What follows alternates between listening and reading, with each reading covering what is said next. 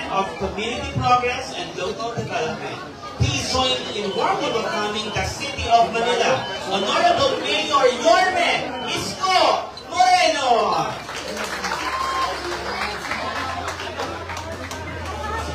Wala tayong picture.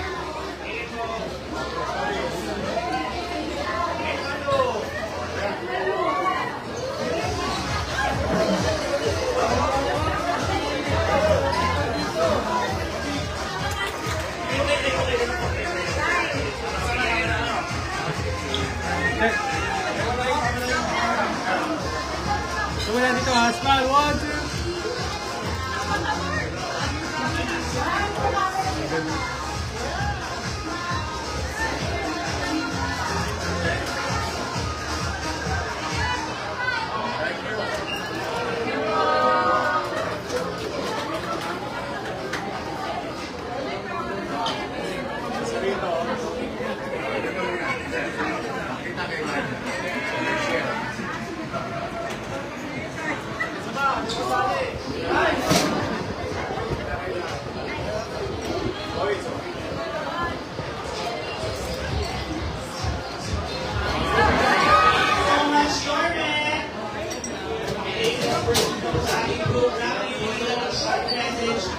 Yorme Isko Moreno. Yorme, let's go.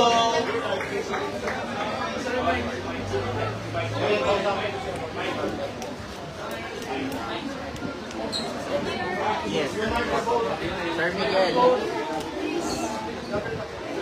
Apply.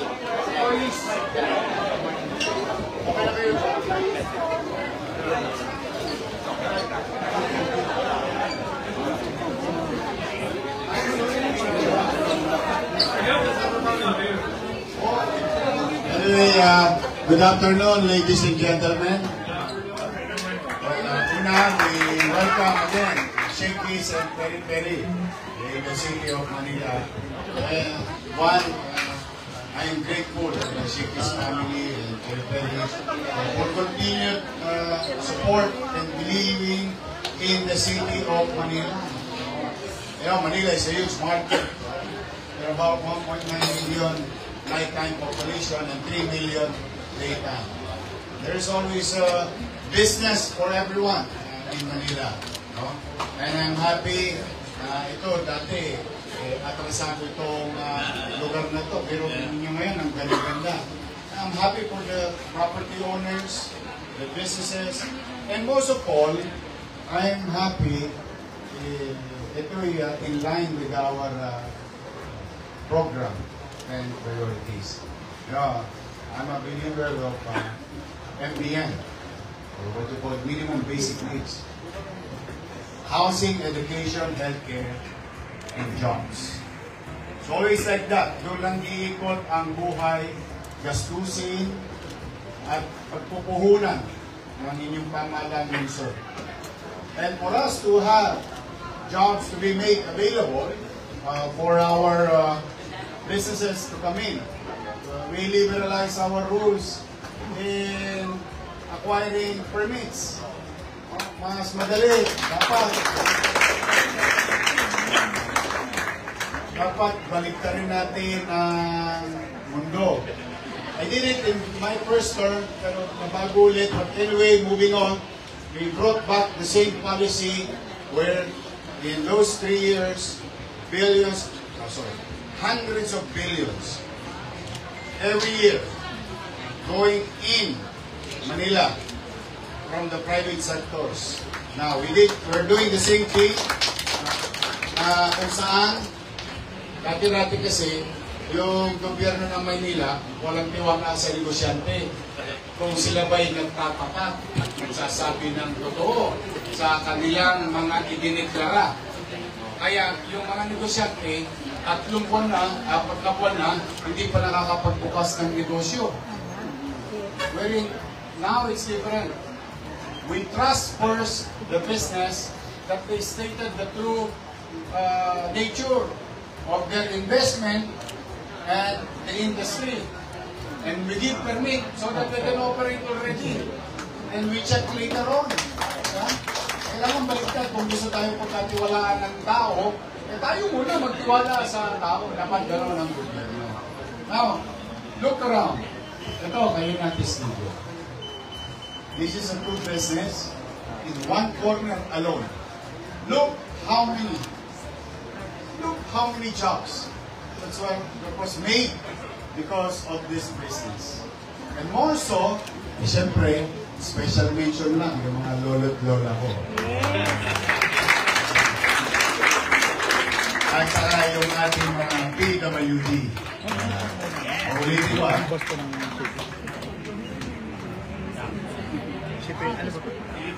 Ayun, ibig sabihin, galingan nyo. I'm really happy that we're giving second win for our seniors.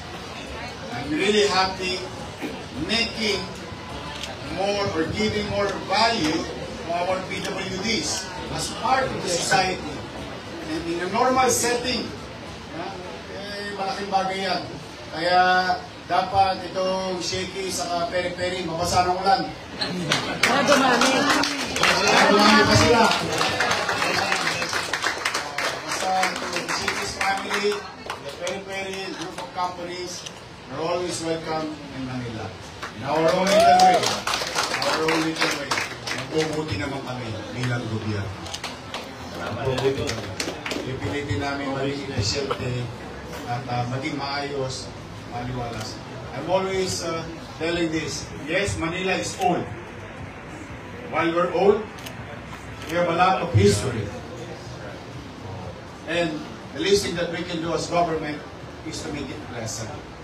Maliwalas ang lungsod at payapa, panatag ang pamumuhay.